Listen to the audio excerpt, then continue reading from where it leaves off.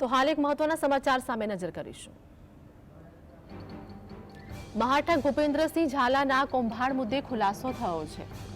તો મહત્વના સમાચાર વાત કરીએ કે ભૂપેન્દ્રસિંહ ઝાલાના અંગે ખુલાસો થયો। મૂળ સાબરકાંઠા જિલ્લાના વતની મહિલા પીઆઈના ઘરે તપાસ કરવામાં આવી છે। સીઆઈડી ક્રાઇમે સર્ચ ઓપરેશન હાથ ધર્યું હતું અને આ દરમિયાન અનેક ખુલાસા પણ થયા છે। તો વાત કરીએ કે તપાસ એજન્સીને વિલા મોઢે પરત ફરવાનો વારો આવ્યો છે। જેમાં ભૂપેન્દ્રસિંહ ઝાલા અંગે તપાસ સીઆઈડી ક્રાઇમની મહિલા પીઆઈ અને ભૂપેન્દ્રસિંહ ઝાલા વચ્ચે સાંઠગાંઠ હોવાની આશંકા પણ હાલ સેવાઈ રહી છે। તો કેટલાક શંકાસ્પદ પોલીસ કર્મીઓની પણ તપાસ આગામી સમયમાં થઈ શકે છે। આ સાથે જ આ મુદ્દે વાત કરીએ કે સમગ્ર કેસમાં સીઆઈડી ક્રાઇમ કુલ 7 આરોપીઓની ધરપકડ પણ કરવામાં આવી છે। જેમાં મહાઠગ ભૂપેન્દ્રસિંહ ઝાલાના કૌભાંડ મુદ્દે અનેકો ખુલાસા થઈ રહ્યા છે અને અનેક લોકોના નામો પણ સામે આવ્યા। મૂળ સાબરકાંઠા જિલ્લાના વતની મહિલા પીઆઈના ઘરે હાલ તપાસ હાથ ધરવામાં આવી છે અને આ તપાસ દરમિયાન અનેક ખુલાસા થયા। જેમાં સીઆઈડી ક્રાઇમે સર્ચ ઓપરેશન હાથ ધર્યું હતું અને સર્ચ ઓપરેશન દરમિયાન અનેક ખુલાસા થયા। તપાસ એજન્સીને વિલા મોઢે પરત ફરવાનો પણ વારો આવ્યો છે। આ સાથે જ વાત કરીએ કે હજુ પણ તપાસ ચાલુ છે, જેમાં સીઆઈડી ક્રાઇમની મહિલા પીઆઈ અને ભૂપેન્દ્રસિંહ ઝાલા વચ્ચે સાંઠગાંઠ હોવાની આશંકા પણ હાલ સેવાઈ રહી છે।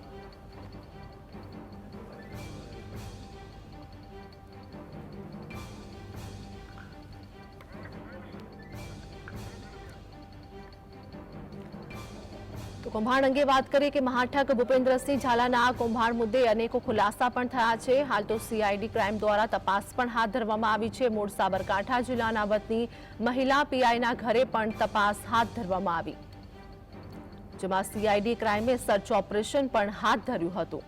તો સતત આ મુદ્દે તપાસ કરવામાં આવી રહી છે।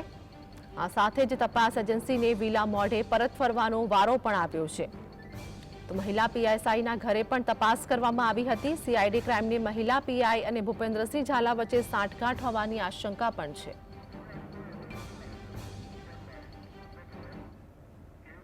આજ મુદ્દે અમારી સાથે અમારા સહયોગી અનિલ અમારી સાથે સ્ટુડિયોથી લાઈવ જોડાઈ ગયા છે। અનિલ, આ ઘટના અંગે વાત કરીએ કે ભૂપેન્દ્રસિંહ ઝાલાના કૌભાંડ આચરવામાં આવ્યો તેમના દ્વારા અને આ સાથે જ પીઆઈ મહિલા પણ તેમની સાથે સાંઠગાંઠ હોય તેમના આ અંગે મુદ્દે વાત કરીએ કે હાલ ચર્ચા જોવા મળી રહી છે। આરતી, એવું લાગે છે કે જાણે સીઆઈડી ક્રાઇમ જનતાને, લોકોને ને ગુજરાતના નાગરિકોને મૂર્ખ સમજે છે। તમે વિચાર કરો, જે દિવસથી આ ચાલી રહી છે ઘટના, અંદાજિત 6 લાખથી વધુ લોકો આની અંદર ફસાયા હોવાની વાત છે અને 10,000 કરોડ, અત્યાર સુધી તો 6,000 કરોડ કહેવાતું, પણ 10,000 કરોડ કરતાં પણ વધારાની નાણાંની આ વાત છે। એવામાં તમામ વર્ગના લોકો, એ ખેડૂતોની વાત હોય, સામાન્ય મહિલાઓની વાત હોય, એ વ્યવસાયિકોની વાત હોય, એ બિલ્ડરોની વાત છે, એમાં પોલિટિશિયનો છે, એની અંદર શિક્ષકો છે, એની અંદર પોલીસ છે, તમામ લોકો છે। સવાલ એ છે કે સીઆઈડી ક્રાઇમના મહિલા પીઆઈ ત્યાં એમના મૂળ રહેવાસી એમના ત્યાં જાય છે ને કશું નથી મળતું, પાછા આવી જાય છે।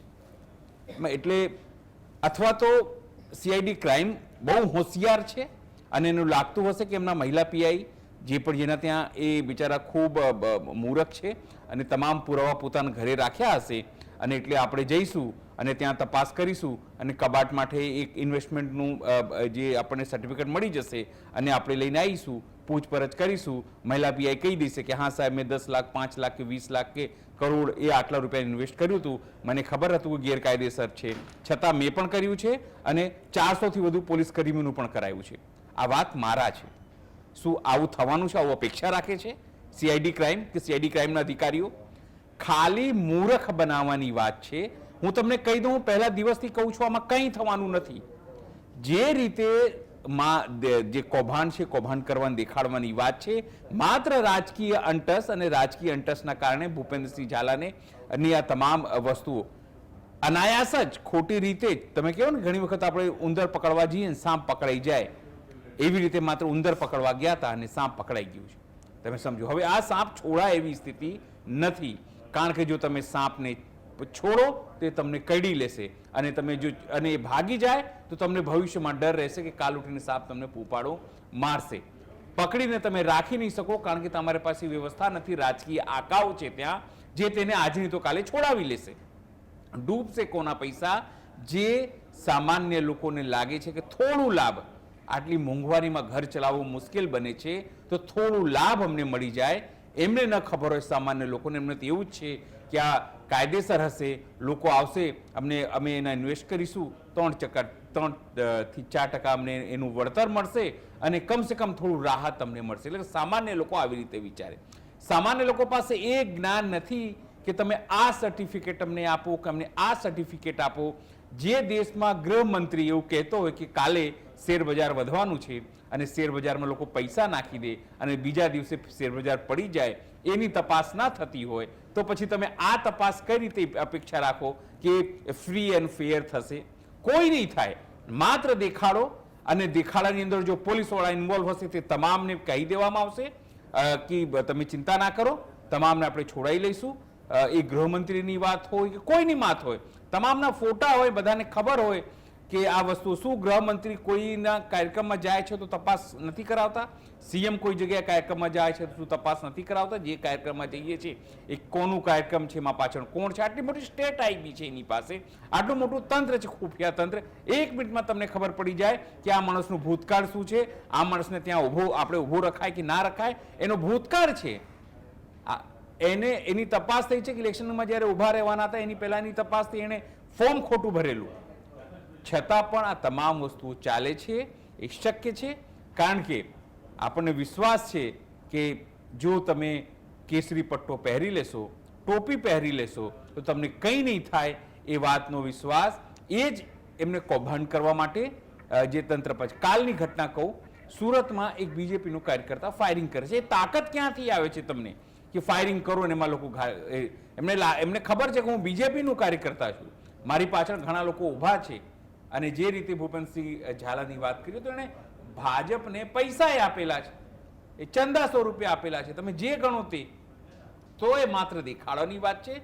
અને હું તમને કહું, જે પણ પોલીસ હશે સાહેબ, જે પણ પોલીસ હશે આરતી, ત્યાં એ લોકો જશે, માત્ર દેખાડો કરશે કે જો અમે તપાસ કરી રહ્યા છે, પણ એમને હાથે કંઈ લાગશે નહીં અથવા નહીં લાગવા દેવામાં આવે. એના માટેની પટકથાઓ પહેલાથી લખાઈ ગઈ હશે કે આપણે આમ કરીશું, અને અત્યારે માત્ર મંચન થાય છે. હેપી એન્ડિંગ થાય તેની ખાલી આપણે રાહ જોવાની છે. હવે સામાન્ય રીતે આપણે પિક્ચર 2.5 કલાક 3 કલાકની જોતા હોઈએ છીએ. આ કદાચ મહિનો ચાલે, 2 મહિનો ચાલે, એટલું ચાલશે, પણ હેપી એન્ડિંગ થશે. કોના માટે? ભૂપેન્દ્ર ઝાલા માટે, ભાજપ માટે. અને કદાચ સીઆઈડી ક્રાઇમ એજન્સીઓ જે છે પોતાની પીઠ થાબડશે કે અઢી મહિના સુધી આવું કર્યું પણ કોર્ટે હવે જામીન આપ્યા હતા, શું કરીએ? કારણ કે કોર્ટમાં જામીન મુકાયું છે. હવે જામીન મળે છે કે નથી મળતા, કારણ કે એક પ્રોસિજર આખી વસ્તુઓ છે, એ સેના ઉપર ચાલે છે, એ જોવાની વાત છે. પણ હું આ તમામ ઘટનાક્રમથી એક નિષ્કર્ષ ઉપર જરૂરથી પહોંચ્યો છું મારા અનુભવ પ્રમાણે કે કશું જ નહીં થાય. જે રીતે જયસુખ પટેલ અત્યારે એમનું મોદક તુલા થાય છે, આરામથી તેમને પરવાનગી મળે છે કે તમે મોરબીમાં આવો ને તમામ વસ્તુ કરો. ભલે 135 લોકોને તમે જીવ લઈ લીધા, પણ એક વાત યાદ રાખો આરતી, કે ગીતાનું જે નિયમ છે જેમાં કૃષ્ણે કીધું છે કે તમારે બધાને ભોગવીને અહીંયા જવાનું છે, કર્મનો સિદ્ધાંત તમને નડશે. એ તમામ લોકો જે દરબારની અંદર માત્ર જોઈ રહ્યા હતા, ચૂપ રહ્યા હતા કે દ્રૌપદીનું ચીરહરણ થાય છે, કોઈએ કશું ના કીધું, એ તમામ પણ સૂલી ઉપર સૂવાનો વારો આવ્યો હતો, તમામને મરવાનો વારો આવ્યો હતો. એ પછી આંગળી એમ કોઈએ દેખાડી હશે કે કોઈનો હાથ હશે. જલીલ, અમારી સાથે જોડાવા બદલ, સમગ્ર માહિતી આપવા બદલ આપનો આભાર.